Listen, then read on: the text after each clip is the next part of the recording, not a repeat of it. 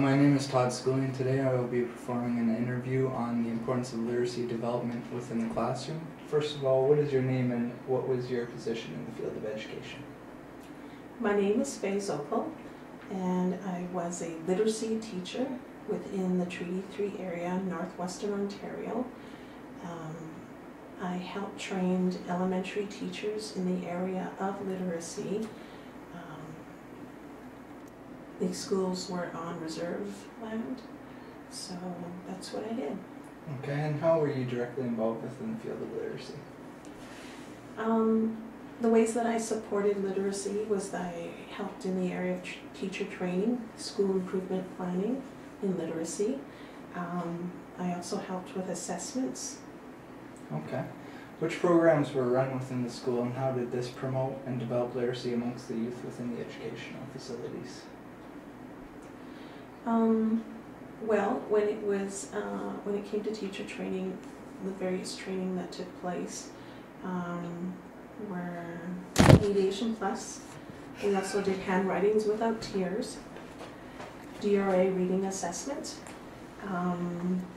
When it came to assessments, the DRA reading assessments, I already said that, and PM benchmarks were included in that.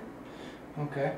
And were you involved in anything within the area of leveled readers for kids? Yes, we taught the teachers to use PM benchmarks, and we also used the DRA reading assessment to decipher the level of each child. Okay, and do you think this was an effective method of assessing where the student was and what development they needed to work on? Yes, the DRA assessment piece was, in my opinion, one of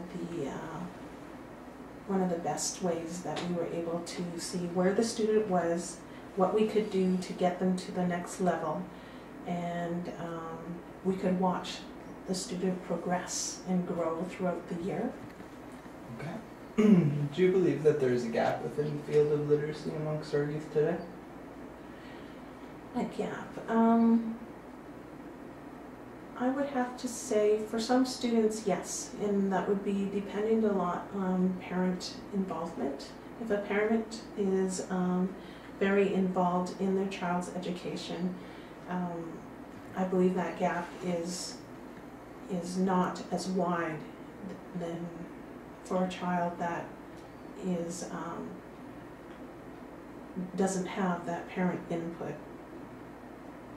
So I see learning as like a tripod, that we need to have parents involved, the child involved, and the teacher working together as a team to help that student get to the next level. Okay, so how were you able to support the staff within these benchmarks and assessments that they were completing? Well, one of the ways that we were able to support them was, first of all, rolling out the program, teaching them how to use the program in an effective way. Also, another way that I like to work with grassroots people is working with them in the classroom. So for the first week or two, I went in and assessed students and showed the teacher how to roll out the program, and then they were able to see the demonstration, how it went, and then eventually the teacher would be able to take over. So what we did was called transference of responsibilities, so just gradual release, letting go of the assessment piece for the teacher to run on his or her own. So it was a good way to support the teachers in that area. Okay. Do you feel that this had a positive outcome within teaching literacy within the classroom? Yes, it was a really good outcome because the parents like to see where their child was and what they needed to get to the next level. It's really nice to see the progression of a child in their reading skills, whether that be speaking skills as well. I think that the parents became more engaged, no matter what level a child is at, even if they're not at grade level. Let's say they have, they're behind a couple of grades, or they have an IEP. There is still growth that can be measured, and the parents like to see their child succeed. Okay, do you think that teacher candidates coming out of university these days are adequately prepared to deal with the numerous levels of literacy that are within today's classroom? I would have to say that teachers need support when they're done university. As soon as they come into a reserve school, it's best that they have a teacher mentor to work with them, to help them gauge and to plan for the school year. So I would say that with a teacher mentor, I think that a teacher will find their way through the school year and to be able to implement literacy training or betterment for the child within their year plan. Okay, so do you think the overall literacy plan that has been developed today is been effective within our school system, or is there areas of improvement that we could work on? There is. There's always room for improvement.